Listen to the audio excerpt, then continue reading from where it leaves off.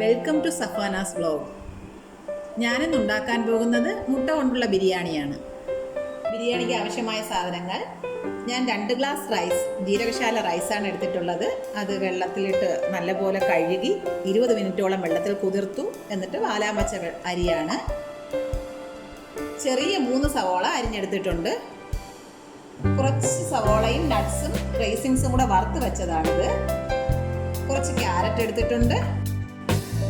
2 ചെറിയ bay leaves എടുത്തിട്ടുണ്ട്. ഏലക്ക, പട്ട, ഗ്രാമ്പു, തക്കോലം ഇതെടുത്തിട്ടുണ്ട്.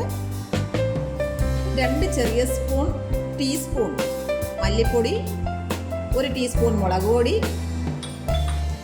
1 ടീസ്പൂൺ ഗരം മസാല, 1/2 ടീസ്പൂൺ മഞ്ഞൾ പൊടി, 2 ചെറിയ തക്കാളി അരിഞ്ഞു വെച്ചിട്ടുണ്ട്, 2 പച്ചമുളക്, 1.5 ടേബിൾ സ്പൂൺ ഇഞ്ചി വെളുത്തുള്ളി ചതച്ചത്, 1 ടേബിൾ സ്പൂൺ ഡാൽഡ എടുത്തിട്ടുണ്ട്. നമുക്ക് 1 ടേബിൾ സ്പൂണോളം ഗീയും ആവശ്യമുണ്ട്. 3 ടേബിൾ സ്പൂൺ തൈര് എടുത്തിട്ടുണ്ട്. 4 മുട്ടയുണ്ട്. കുറച്ച് മല്ലിയില, കുറച്ച് പുതിന ഇല. ഇതിനി നമുക്ക് എങ്ങനെ ഉണ്ടാക്കുന്നതെന്ന് നോക്കാം. ഞാനിന്ന് പ്രഷർ കുക്കറിലാണ് ബിരിയാണി ഉണ്ടാക്കാൻ പോകുന്നത്. അതിലേക്ക് എടുത്തു വെച്ച ഡാൽഡ ഇടുന്നു. 1 ടേബിൾ സ്പൂണോളം ഗീ ഒഴിച്ചിട്ടുണ്ട്. അതിൽ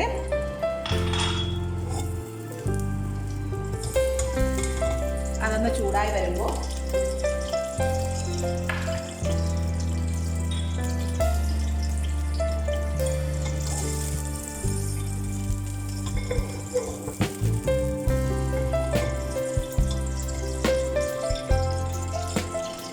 കുറച്ച് മുളക് പൊടി ഇടാം.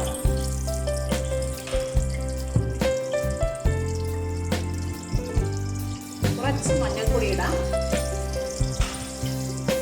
നമുക്ക് മുട്ട ജസ്റ്റ് ഒന്ന് ഫ്രൈ ചെയ്തെടുക്കാം.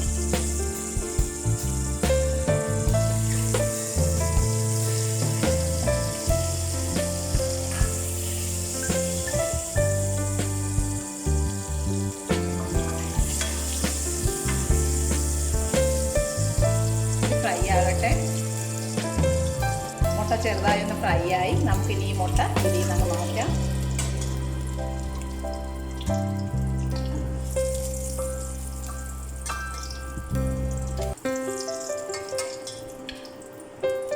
ഈ പരുവാണ്.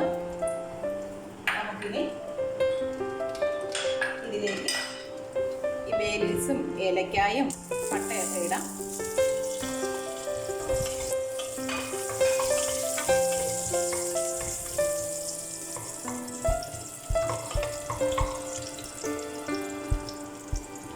മൂത്ത് വരുമ്പോഴേക്കും ഇഞ്ചി വെളുത്തുള്ളി ചതച്ചതിടുന്നു.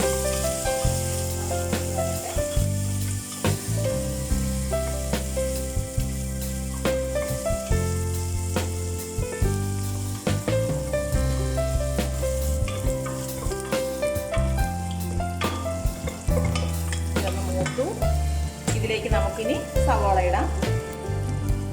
3 ചെറിയ സവോളയാണ് ഞാൻ എടുത്തിരുന്നത്.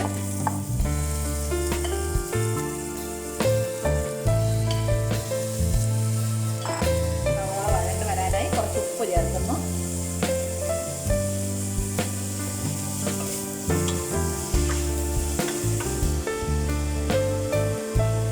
ബാച്ചിലേഴ്സിനൊക്കെ എളുപ്പം ഉണ്ടാക്കാൻ പറ്റിയ ഒരു ബിരിയാണിയാണ്. ഇപ്പോൾ ലോക്ക്ഡൗൺ ടൈമല്ലേ, അപ്പോൾ മീനും ചിക്കനും ഒക്കെ കിട്ടാൻ ബുദ്ധിമുട്ടാകും. അപ്പോൾ നമുക്ക് മുട്ട കൊണ്ട് എളുപ്പം തന്നെ ഒരു 10 മിനിറ്റിനുള്ളിൽ തന്നെ നമുക്ക് ബിരിയാണി ഉണ്ടാക്കാം.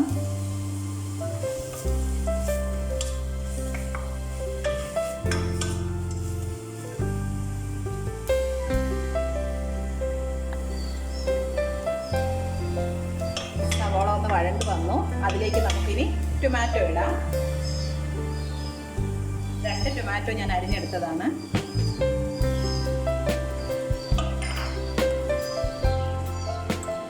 ഞങ്ങൾക്കൊരു 4 കുഞ്ഞു പൂച്ചയുണ്ട്. അതിൻ്റെ നിലവിളിയാണ് കേൾക്കുന്നത്.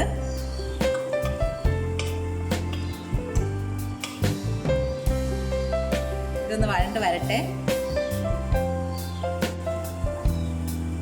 നമുക്കിതിലേക്ക് ആ 2 പച്ചമുളക് ഇടാം. 2 പച്ചമുളകാണ് ഞാൻ എടുത്തത്.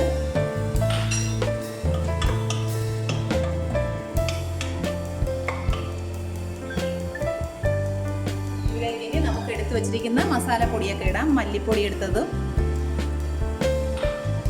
മുളക് പൊടി 1 ടീസ്പൂണാണ്, അതും ഇടുന്നു. ഗരം മസാല കുറച്ച് ഞാൻ ബാക്കി വെച്ചിട്ടുണ്ട്, അത് നമുക്ക് ചോറിൻ്റെ പുറത്തിടാം.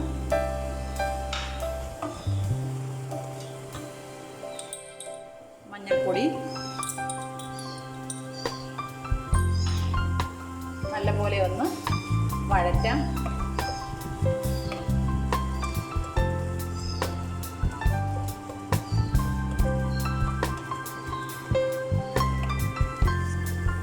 ഞാനിതിലേക്ക് ആ മല്ലിയില എടുത്ത് വെച്ചത് കട്ട് ചെയ്തിടുന്നു. 1 പിടിയോളം മല്ലിയില ഉണ്ട്.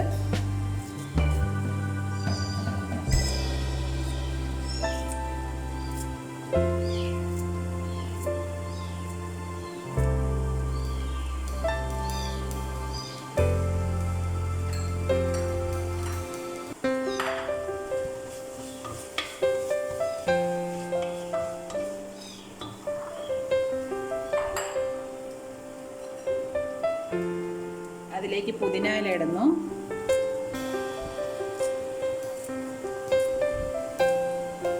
പുതിന ഇലയാണ് ബിരിയാണിക്ക് നല്ല മണം തരുന്നത്.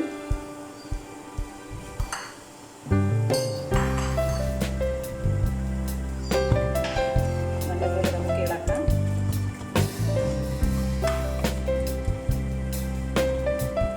ഇതിലേക്ക് നമുക്ക് എടുത്തു വച്ചേക്കുന്ന തൈര് ചേർക്കാം. പുളിയില്ലാത്ത തൈരാണ്.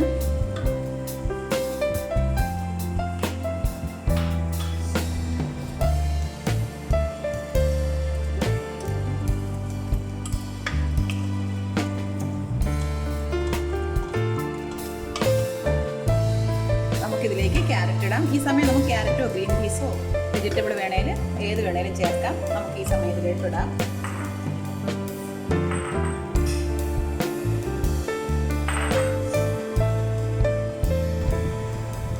ഞാൻ 2 ഗ്ലാസ് അരിയാണ് എടുത്തിരിക്കുന്നത്, അതുകൊണ്ട് നമുക്ക് 3.25 ഗ്ലാസ് വെള്ളം ഇതിലേക്ക് വേണം. ഞാൻ ആ വെള്ളം അതിലേക്ക് ഒഴിക്കുന്നു.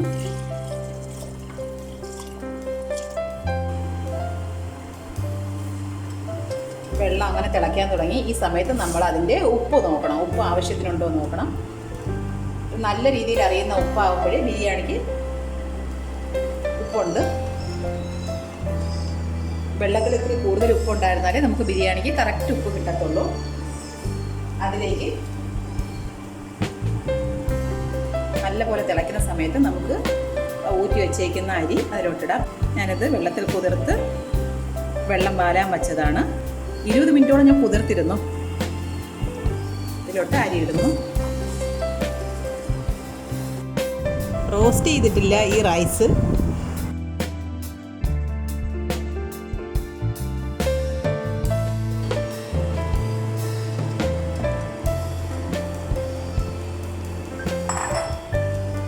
നല്ലപോലെ ഇളക്കിയിട്ട് ഉപ്പ് നോക്കാൻ മറക്കരുത്.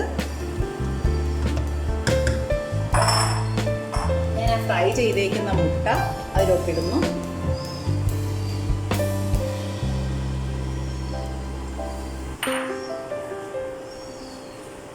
നമുക്കിത് അടച്ചു വെച്ച് 1 വിസിൽ കേൾക്കുന്നത് വരെ വേവിക്കാം. കുക്കർ അടച്ചിട്ട് നമുക്ക് വെയിറ്റ് ഇടാം. ഞാനതിൽ വെയിറ്റ് ഇട്ടിട്ടുണ്ട്. നമുക്ക് മീഡിയം ഫ്ലെയിമിൽ ഒരു വിസിൽ കേൾക്കുന്നത് വരെ നമുക്ക് വേവിക്കാം. 1 വിസിൽ കേട്ട് കഴിഞ്ഞതിന് ശേഷം നമുക്ക് അതിൻ്റെ പ്രഷർ കളഞ്ഞ് നമുക്ക് കുക്കർ ഓപ്പൺ ആക്കാം.